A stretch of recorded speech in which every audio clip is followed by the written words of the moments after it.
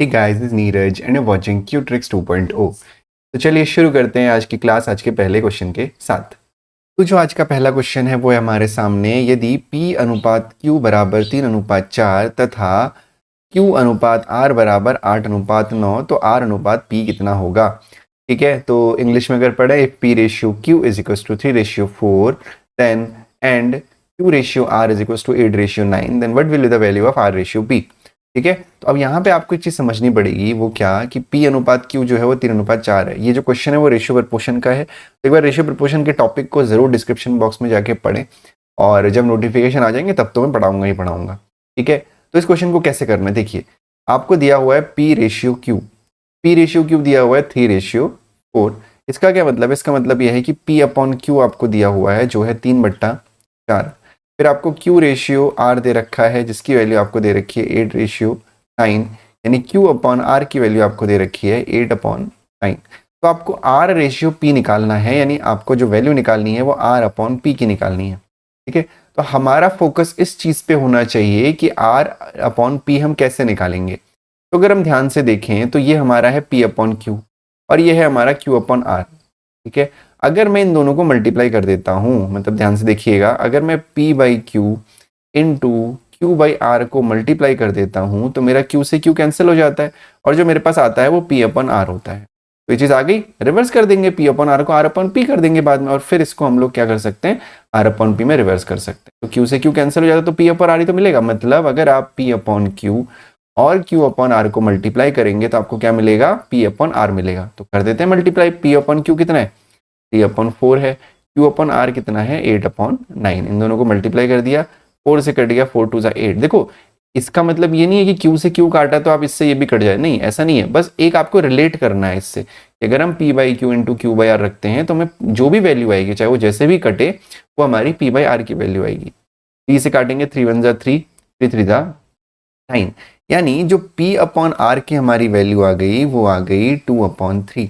अगर P upon R की value 2/3 आ गई, यानी तो इसका मतलब R अपॉन P की जो वैल्यू होगी इसको रिवर्स कर दीजिए, 3/2 हो जाएगी। और R अपॉन P की वैल्यू अगर 3/2 है तो R रेशियो P कितना हो जाएगा, 3:2 हो जाएगा, 3:2 हो जाएगा। तो इसमें कंफ्यूज मत होइएगा, क्योंकि ऑप्शन आपके पास दोनों दिए हुए हैं, 2:3 और 3:2 भी दिया हुआ है। तो बिल्कुल देखो, सबसे इंपॉर्टेंट बात पता है क्या, जल्दीबाजी नहीं करनी है एग्जाम में।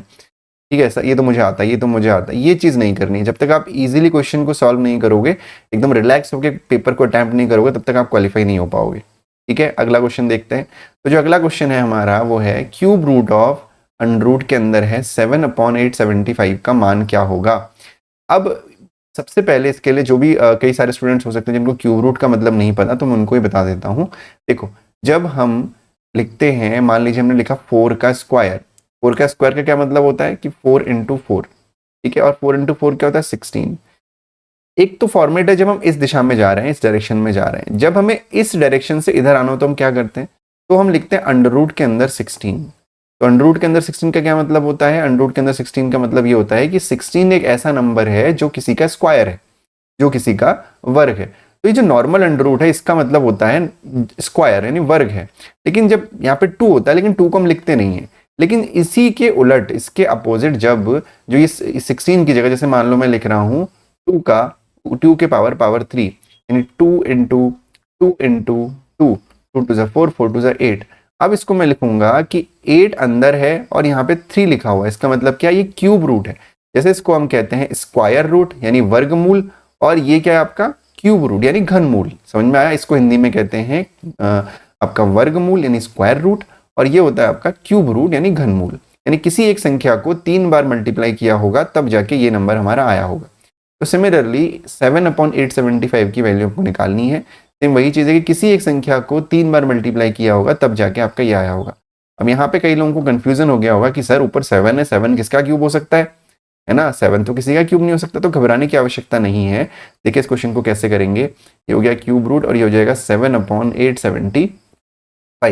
अब हम 7 से इसको कट करेंगे, नीचे कट हो जाएगा आराम से, 7 1 जा 7 बचा 1, 7 2 जा 14 बचा 3, 7 3 जा 7 3 जा 21, 7 5 जा 35, 125 हो गया।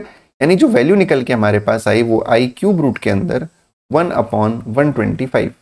ठीक है, 1 छूट गया, 125। तो उसका क्या मतलब है, 1 कैसे आएगा भाई, किसी एक संख्या को 3 बार उसी संख्या से मल्टीप्लाई किया होगा तब 1 आया होगा, तो वो संख्या 1 ही होगी, है ना। और 125 यानी 5, यानी आप 5 का अगर मल्टीप्लाई करोगे 3 बार, यानी 5 गुणा 5 गुणा 5 करोगे तो 5 5 ज़ा 25, 25 टू 5 ज़ा 125 आता है, यानी जो हमारा आंसर हो जाएगा वो हो जाएगा 1/5। तो क्वेश्चन देख के घबराना नहीं है, बस रिलैक्स करके सोचना है। देखो मैथ्स में ना हमेशा हमें सोचना है कि क्या पॉसिबिलिटी है कि हम इस पोजीशन के बाद हमारे पास क्या क्या ऑप्शंस हैं, हम क्या क्या कर सकते हैं। अगर आप मैथ्स को रटोगे कि हाँ ऐसे क्वेश्चन, नहीं, मैथ्स में आपको ये ध्यान रखना है कि पॉसिबिलिटी क्या क्या है भाई, इस स्टेप के बाद मेरे पास क्या क्या हो सकता है वो सब लगा दो, कहीं ना कहीं तो आंसर आएगा। हालांकि जब तक आपका एग्जाम होगा मैं ऐसी कोई नौबत नहीं छोड़ने वाला कि आपको कुछ ना आए, आपको सब कुछ आ जाएगा, ठीक है। बस क्वेश्चंस को ध्यान रखो। अगला जो प्रश्न है आपका वो है, एक आयत की लंबाई और चौड़ाई को 2 गुना कर दिया जाए तो उसके क्षेत्रफल में कितने प्रतिशत की वृद्धि होगी। क्वेश्चन पहले भी मैं करवा चुका हूँ, और पहले भी करवा चुका हूँ का मतलब यही कि ये क्वेश्चन बार बार आपके एग्जाम में पूछा जा रहा है, तो कितना इंपॉर्टेंट क्वेश्चन है। हालांकि अगर आप किसी बुक को देखेंगे तो इस क्वेश्चन को एक्स एज्यूम करके कराया गया होगा, और पहले मैंने कैसे कराया है वो भी मुझे याद नहीं है, ठीक है ना, लेकिन होपफुली मैंने इसी मेथड से कराया होगा जो मैं अभी बताने वाला हूँ आपको। हमेशा जब प्रतिशत वृद्धि की बात करी जाती है तो हमें ये कोशिश करनी है कि जो हमारा बेस वैल्यू है वो 100 आए, तो कंपैरिजन करना आसान हो जाता है। अगर आप एक्स एज्यूम करेंगे तो कंपैरिजन करना बड़ा मुश्किल हो जाएगा। तो यहाँ पे एक आयत की बात करी जा रही है कि ये हो गया हमारा आयत, आयत मतलब रेक्टेंगल। अच्छा इंग्लिश वालों के मैं बोल देता हूँ ये question, if we double the length and the breadth of a rectangle then what will be the percentage increase in its area. एक तो ये हो गया और हमारा एक जो है ये हो गया, 2 रेक्टेंगल हो गए।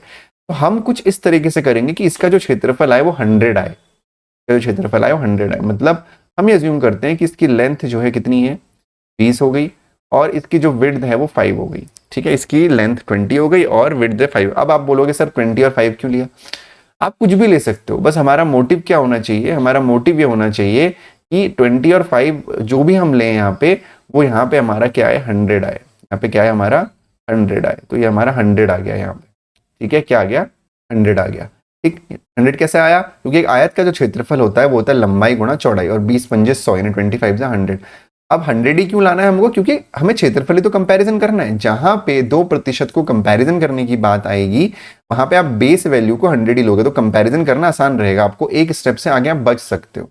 तब क्या बोला कि लंबाई और चौड़ाई को 2 गुना कर दिया जाए, तो 20 का 2 गुना इसको हमने 40 कर दिया, 5 का 2 गुना इसको हमने 10 कर दिया, तो अब क्षेत्रफल कितना हो गया 400 हो गया। देखो कंपैरिजन कितना कितना आसान हो गया, पहले था क्षेत्रफल 100 अब हो गया 400। तो आपको पता है कि अगर हम बेस वैल्यू को 100 मानते हैं और अगर हम 20% बढ़ाते हैं तो 20% बढ़ाने के बाद 120 आता है। हमको पता कैसे आता है, 100 गुणा 2 तरीके से आप समझ सकते हो, 100 इंटू 120/100 कर लेते हैं हम, या हम 100 प्लस 100 का 20% कर लेते हैं, यही तो करते हैं। इसमें भी 120 आता है, इसमें भी 120 आता है। कहने का मतलब क्या है कि अगर 100 हम बेस वैल्यू मानते हैं तो हमारी परसेंटेज की कैलकुलेशन जो है आसान हो जाती है ना। तो 100 हमारा पहले वाला एरिया, बाद वाला एरिया 400। तो मैं कहाँ पे था, मैं ये कह रहा था कि अगर 20% बढ़ा रहे हैं तो प्लस 20 100 आ गया, मतलब 100 में कितना बढ़ा, 100% में कितना बढ़ा 20% बढ़ा, है ना। तो उसके बाद आपका जैसे यहाँ पे मान लो कि वैल्यू 100 है और दूसरी वैल्यू 150 आई है, इसका मतलब कितना परसेंट इंक्रीमेंट हुआ है, 50% का इंक्रीमेंट हुआ है। सिमिलरली मान लेते हैं कि मैं इसको इरेज कर देता हूँ, इसकी आवश्यकता नहीं है। सिमिलरली मान लेते हैं कि एक वैल्यू थी, एक क्षेत्रफल था आपका 100, एक क्षेत्रफल था, और अब वो जो है 80 हो गया है, तो कितना परसेंट डिक्रीमेंट हुआ है, 20% का डिक्रीमेंट हुआ है। तो सेम यहाँ पे भी तो है, पहले जो क्षेत्रफल था, जो एरिया था वो 100 था, अब जो क्षेत्रफल है वो 400 है। तो कितना परसेंट का इंक्रीमेंट हुआ है, कितना जोड़ा आपने 100 में, 300% जोड़ा। कितना जोड़ा, 300% जोड़ा। 100 में जब 300% जोड़ोगे तभी तो 400 आएगा। इसका अगर मैं प्रूफ बताना चाहूँ तो मैं ऐसे बताऊंगा कि 100 था, इसमें हमने ऐड किया 100 का 300/100, 100 से 100 कटा, 100 प्लस 300 आ गया आपका 400, ठीक है। तो ये सब जो मैंने समझाया ये सब आपको वहां करने की आवश्यकता नहीं है, ये बस मैंने समझाने के लिए आपको बताया कि हमेशा परसेंटेज इंक्रीज और डिक्रीज वाले में कोशिश करिए कि बेस वैल्यू आप 100 माने। अगर इसको x मानोगे तो बाद में जाके फिर इससे इसको माइनस करोगे, फिर फॉर्मूला लगाओगे, बहुत डिफिकल्टी है, ठीक है। हमेशा सिंपल मेथड से क्वेश्चन को करना है। तो चलिए अगला प्रश्न देखते हैं। आप परसेंटेज वाली सीरीज जरूर देखना है यार, ठीक है। अगला क्वेश्चन आपका है 2/3 गुणा 3/5/6 डिवाइड बाई 1/4 का 2/3 का मान कितना है। सबसे पहले हम क्या करते हैं, इसको अलग से सॉल्व कर लेते हैं। ठीक है, इसको अलग से सॉल्व कर लेंगे पहले, जो 3 के बट्टे में है। तो ये क्या है भाई, इसको अलग से सॉल्व करेंगे तो हो जाएगा 5/6। क्योंकि यहाँ पे डिवाइड का सिंबल है, तो डिवाइड के सिंबल को हम सबसे पहले क्या करेंगे, यहाँ पे पहले का को सॉल्व करते हैं। ध्यान रखिएगा, का या ऑफ अगर इंग्लिश वाले बोलेंगे तो ऑफ को सॉल्व करेंगे। डिवीजन से पहले ऑफ सॉल्व होता है, तो कहीं पहले इसको सॉल्व मत कर देना, ये बाद में सॉल्व होगा। तो ये डिवाइड का सिंबल ऐसा ही रहेगा, 4 1 जा 4 और 1 5/4 इंटू 2/3। भले ही यहाँ पे ऑफ का इंटू हो गया है, लेकिन पहले सॉल्व यही होगा। पहले आप इसको सॉल्व नहीं करोगे तो आंसर गलत आएगा, ध्यान रखिएगा। पहले का सॉल्व होगा, तो 2 से काटा, 2 2 जा 4 हो गया, तो ये हो गया 5/6 डिवाइडेड बाई 5/2 जा 6। तो भाई 5/6 5/6 कितना होता है, 1 होता है। इसमें कुछ करने की आवश्यकता ही नहीं है। अगर यहाँ पे कोई दूसरा नंबर होता तो हम इसको इस तरीके से करते, 5/6 इंटू 6/5। डिवीजन के सिंबल को इंटू में चेंज करके इसको रिवर्स कर देते, 6 से 6 कट गया, 5 से 5 कट गया, आ गया आपका 1। तो नहीं, इस पूरे का मान 1 आया। अब देखो, अगर हम गलती करते, मान लो कि हमें जो बॉडमास का रूल कहता है, बॉडमास का रूल हमें क्या कहता है कि हम पहले क्या करते हैं, ब्रैकेट ऑर्डर पे डिवीजन करते हैं। अगर आपने वहां पे गलती से डिवाइड पहले कर दिया तो आपका 1 यहाँ पे नहीं आएगा, आपका आंसर गलत हो जाएगा। उसको भी मैं सॉल्व करके दिखाता हूँ अभी, पहले नॉर्मल तरीके से कर लेते हैं। तो हो जाएगा 2/3 इंटू 3 और नीचे कितना आया, 1 आया, तो 3 से 3 कट गया, आंसर हमारा आ गया 2, यानी ऑप्शन नंबर डी। ठीक है, ऑप्शन नंबर डी। अब अगर हमें यहाँ पे कुछ अलग करते, मान लो गलती करते, तो हम क्या करते इसको सॉल्व करने के लिए, तो हम क्या करते, 5/6 हमें पता है कि पहले डिवीजन सॉल्व करते हैं, तो डिवीजन के लिए हमने इसको इंटू कर दिया और इसको 4/5 कर दिया और फिर इंटू 2/3 कर दिया।